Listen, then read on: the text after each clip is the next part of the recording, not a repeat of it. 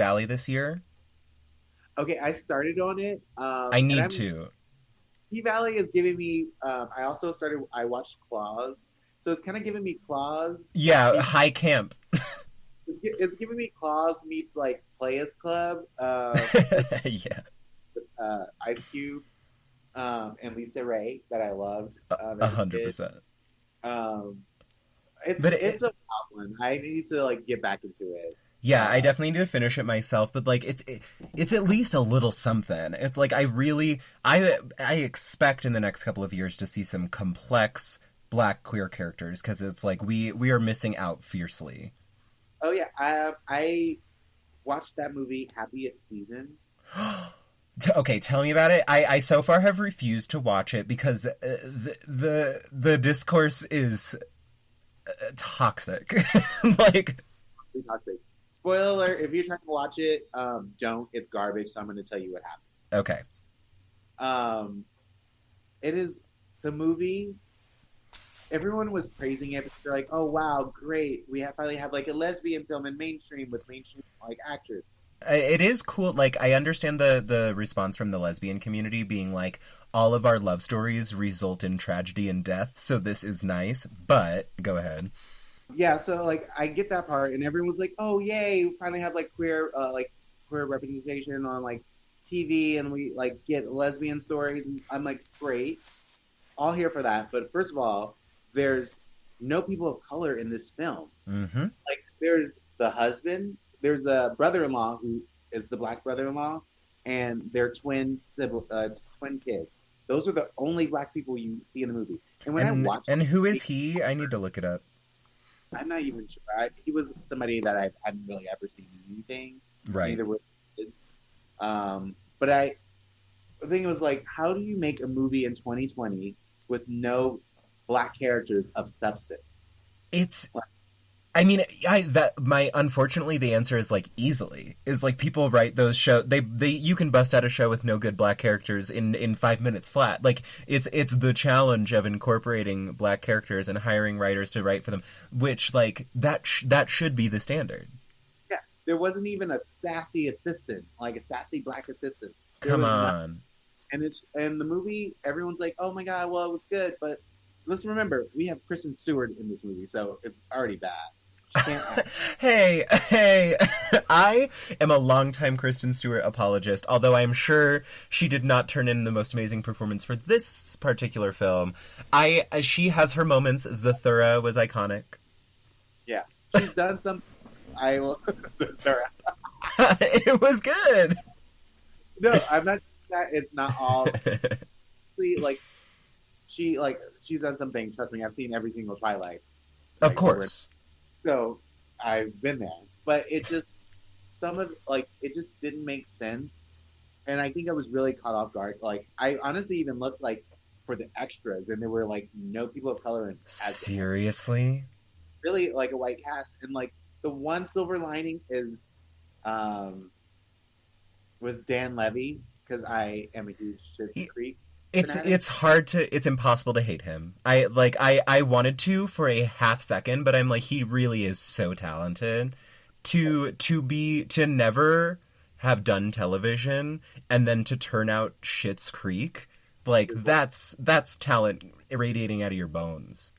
He's fucking everything. And I like he was like the one upside, like positive thing from it, but the movie is just it's just no. I hate the conceit of it because it's like everybody like it would be hard for me to find a story cute and romantic when the premise is that like one member of a couple hasn't come out to their family. Like that's not cute or romantic or like fun hijinks to me. It's like that's a bad part of queer relationships that people have to deal with all the time. It's just like it's a weird thing. It's like, oh, let's trivialize like something that is really like big and serious for a lot of people in their lives, and it it didn't sit well with me. And like the show, like the movie was just like it was garbage. And Yeah. I was happy they had fucking Aubrey Plaza in it. But like Right. they That's her the back. big bummer is this cast, like, it signs good things to me because it's like, yeah, you look at it. I personally like Kristen Stewart. Allison Brie and Aubrey Plaza, I love those two. Those gals are always doing the damn thing. You got Anna Gasteyer, Mary Holland, like, wrote the script. It seems like it had the right pieces to create something, but it turned out being so, There's no flavor. There Yeah. was no flavor. No flavor, no black people. That's it. Come on. So there was nothing. And the husband that is in the one black person that is in it is an Burl adult. Mosley, shout out. Wait, he's a cheater? He's adult. He's cheating, or they're separating. But she they catch him cheating. But she's like, I thought we were gonna wait. But anyways, he's supposed to be. He's What cheating. a shit role. And then the two children, are like they steal something from the store and plant it on Kristen Stewart. No. So No. the children are thieves. The husband's an adulterer. That's okay, that's really crazy. That's like bald-faced racism. It's just really fucking What? that makes no fucking sense. Well, because, yeah, those details don't seem necessary to the plot, but they're like, let us characterize these black people by only the bad things that they do. What? Honestly, I think I think we should get back into blind casting like they did on Cinderella, the Disney version of Cinderella. Yes. Whoopi Goldberg, Brandy, Whitney Houston, yeah. and then an Asian son, like Asian prince. I want blind casting like that where it don't make sense, but it don't make sense. And that movie is beloved, like, by generations. Like, people, when they think of Cinderella, many people think of that first. Yeah, and I want more blind casting like that where it's like I want a very diverse cast. I don't care if they don't look like each other and doesn't look like this is a family. It's not about that. I don't really care about that, you know. It's like, have fun with it and just involve people of color. Like, it's so simple.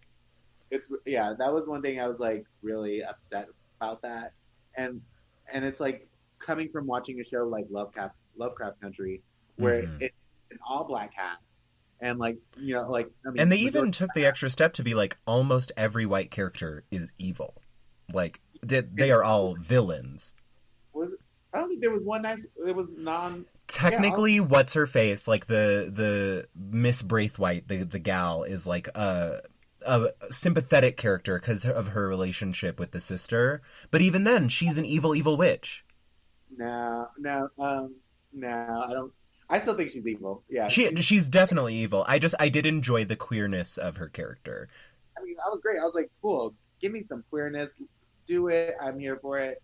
But yeah, I think that it was all very like I like the fact that all the white people were evil, and the ending is my favorite ending to a TV show ever. So brilliant. I was literally screaming at my boyfriend. Like I screamed it out loud. I was just like literally living for it. Well, I'm like, bring on the fucking second season. Let's go. We are all in quarantine. Tell me what's next, baby. Because yeah, they did a really good job wrapping that one up. Oh yeah, it was so good, and like I thought it was like entertaining as fuck. People really brought it, and 100%. But you know what? It's going to be paid dirt at the award shows. I guarantee you.